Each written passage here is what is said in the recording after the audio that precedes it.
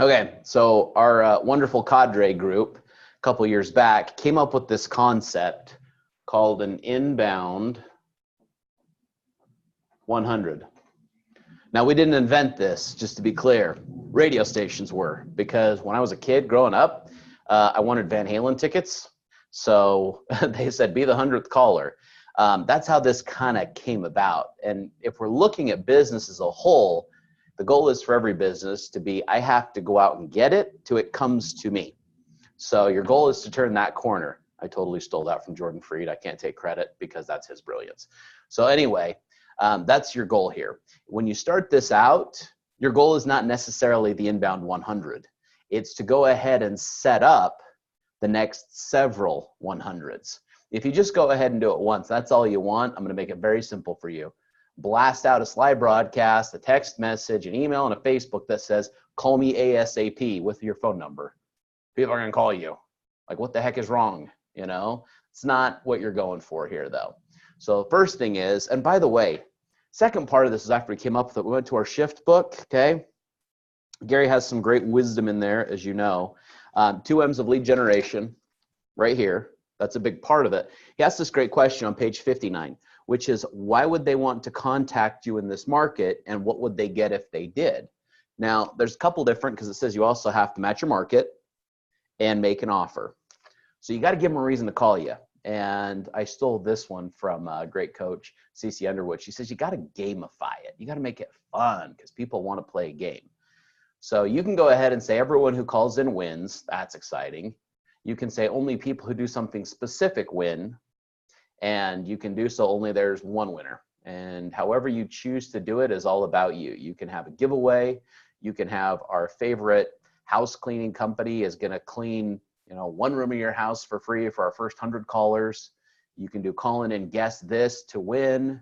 We had a wonderful guy up in Cape Cod go ahead and do guess how many golf balls are in the Yeti cooler for all the golfers out there. And he was able to get 100 with that. So we've had people who your inbound 100 is just RSVPing for a client event. Now in most states, you got to make sure you're RESPA compliant. So it can't have anything tied to giving you a referral that's the only way you can win. Some states you can do that. Most of them, not certain you can. So make sure anyone can play. So general rule of thumb is even a realtor could call in and participate, which is kind of funny because our first one we did, like our third call was another realtor. I went, cool, okay, we can take that. So get out there and recruit them. So anyway, that's where you're starting. So coming up, you're going to make your offer. What is the reason you want to call? Now, after you've made your offer, you have to communicate that offer, okay? Because if no one knows you're playing the game, no one's going to play with you. So what we typically do, we'll do slide broadcast, we'll do text. Craig Zuber introduced me to Master Follow-Up. Great way to go ahead and do that. We'll do an email. What we'll put on the email, though, is typically a video that's also from Facebook and Instagram. So we can put that as social. Okay. And then I've seen people use mailers. I've seen having your affiliates or other people do flyers. I've had where you actually, this is hard work, make calls to invite people to play. I've had people do blogs. I've had people do podcasts. Your goal, though, is to tie it right back in. They've got to know when to call, okay, when to call, and you want to make it a pretty good span of time. There's some people that'll do it that are like, well, we're only going to do it for 4 hours. Good luck. In my market where we're at, we have a lot of government employees. Some of them, they can't take their phone in. So we have to run this thing all day. We go 12 hours, 9 in the morning till 9 at night. And staffing it can be fun. Let me tell you, you need a cyberbacker just to staff, a lot of cyberbackers to go ahead and staff that. But I'm going to tell you, if you build a client concierge where they can call you and you'll book them dinner, you know, get them a window washer to where they have one phone number, it's yours, that when they call you, you'll set up their house repairs, electrician, and your clients know that. It's easy to go ahead and get them in the habit of calling you.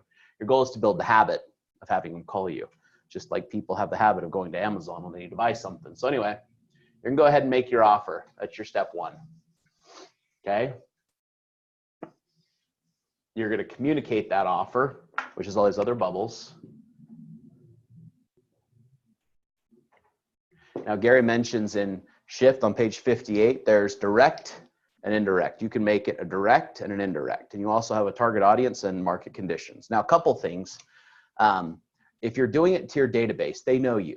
More than likely, you're going to get them to call you. It's no different than if Gary Keller went ahead and said, I'm giving away an autographed copy of The Millionaire Real Estate Agent. Call me to find out how you can win. And if Gary Sly broadcasts me texts, emails, and puts a video out on Facebook, I'm calling Gary Keller, okay? You always start with it's you. But if some author I've never heard of says, I'm going to go ahead and give you an autographed copy of my book, I really don't care, and I'm probably not going to call him. Now, if I've heard of him and it's someone that I like have an affinity for, I enjoy, I like, I'm probably going to go ahead and play along. This is a great engagement measurement on how well your database is engaging with you. People who have a really strong grasp on their database, who they're doing a 36 touch, they're doing client events, they have engagement, have a higher probability rate of people who don't, okay? So your goal is to do that. Now, when we go ahead and we send out the slide broadcast, we mentioned, we sent you an email. It's also on Facebook, so check your spam. I want them checking the emails. That's the big goal we want to go ahead and do, okay? So you communicate it. Everyone knows this is happening, okay? You got it all over the place. Offer, communicate. Next thing is you're going to have to systematize and staff, so leverage all those phones getting answered, okay? High school kids, a great cyber backer, all of your team.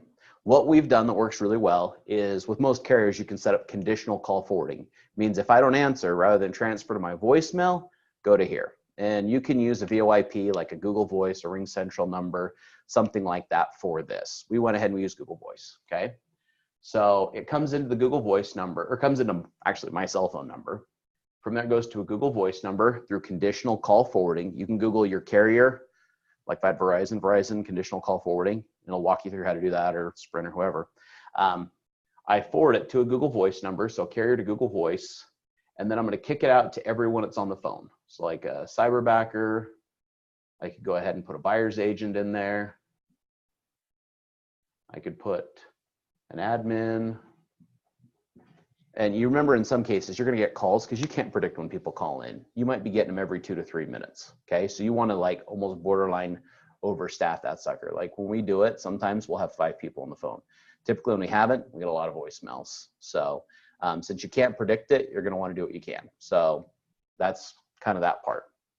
And then to make it simple, so you've got the leverage, you got the system.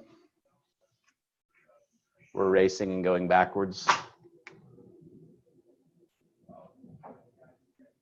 System, VoIP, for having the calls answered. We just went ahead and did a Google Live form, and it just simply says name, email that you actually check, because no one's checking Fluffy Kitty at AOL.com anymore. We're doing mobile number / do you accept text messages on this? We want to make sure they're opting in, okay? And then street address, anything you would want for command, okay? And then once you have that, if you're playing a game, answering the question. Now we did it through a Google form so we could fill it out quick. It would put it all into a spreadsheet that we could then import or export, okay? Now, just no different than an outbound call. With the inbound calls, you're gonna wanna ask for business.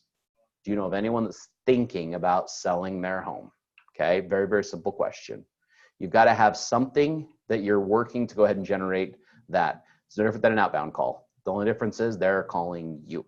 So that's more or less the nuts and bolts of it and how it works. So play with it, have questions, reach out. Once you have it though, your system, live form / capture. I went to public school, my handwriting's terrible. So you're gonna make an offer, communicate the offer, leverage it, build out your systems for answering it through a VoIP. So this is your people leverage, this is your tools leverage. And then you're gonna have a live form, which is another tool. Once you have that together, launch the sucker. So it doesn't have to take very long to get going. And to know if it's gonna work, put yourself at the other end of it. Like if you go ahead and you talk about this through someone, you're like, I wouldn't even call in myself. Don't do it because no one's gonna call in. But if you're like, yeah, I would call in. Like right now, if someone says, call me tomorrow for a chance to win $1 million, I'm probably gonna call in, even if it's some bozo I've never heard of.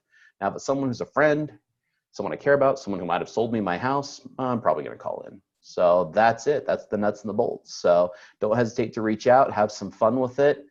You might do great your first time. You might mess it up. I mean, our first time we did it, truly, we messed up because we didn't expect that many calls, and it was a lot to handle. We understaffed it. We were returning calls for an entire weekend. Sucked. We hit the goal, and it's what it was. And we got better. And the more you do it, the better you get. Now, the thing to remember about like slide broadcasts and stuff like that is you can only do it so many times before they catch you. And then also make sure it's people who aren't going to be like, oh, I'm on the do not call list, and they're going to freak out about it. Okay. So make sure they're people you know that like you. So anyway, that's it. Have some fun with it and have a great day.